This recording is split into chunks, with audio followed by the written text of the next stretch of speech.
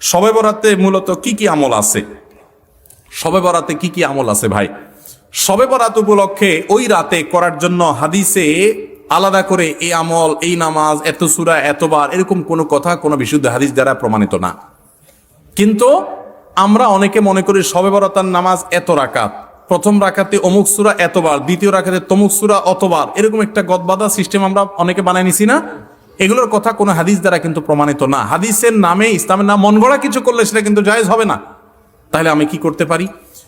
মধ্য শাবানের রাত, যেটাকে আমরা শবে বরাত বলি, এই রাতে আল্লাহ তাআলা বান্দাদেরকে সাধারণ ক্ষমা ঘোষণা করেন। এই রাতের একেবারে কোনো মর্যাদা নাই, ব্যাপারটা সেরকম না। মর্যাদা হলো যে আল্লাহ তাআলা বান্দাদেরকে সাধারণ ক্ষমা ঘোষণা করেন। তবে যার ভিতরে অন্যের প্রতি হিংসা আছে, শত্রুতা আছে, তাকে আল্লাহ মাফ করেন না। আর যে শিরকে লিপ্ত, আল্লাহ তাকে মাফ করেন না। আপনি মাজারে সিজদা করেন আর শবে বরাতে সারা রাত মসজিদে সিজদা করতেছেন আর কান্নাকাটি করতেছেন, লাভ নাই, কারণ আপনি শিরকে লিপ্ত। শবে বরাতের সাধারণ ক্ষমা বা মধ্য শাবানের রাতের সাধারণ ক্ষমার মধ্যে আপনি পড়বেন না। এই জন্য শবে বরাতে আল্লাহ তাআলা সাধারণ ক্ষমা যদি আপনি পেতে চান, তাহলে আপনার কি করতে হবে?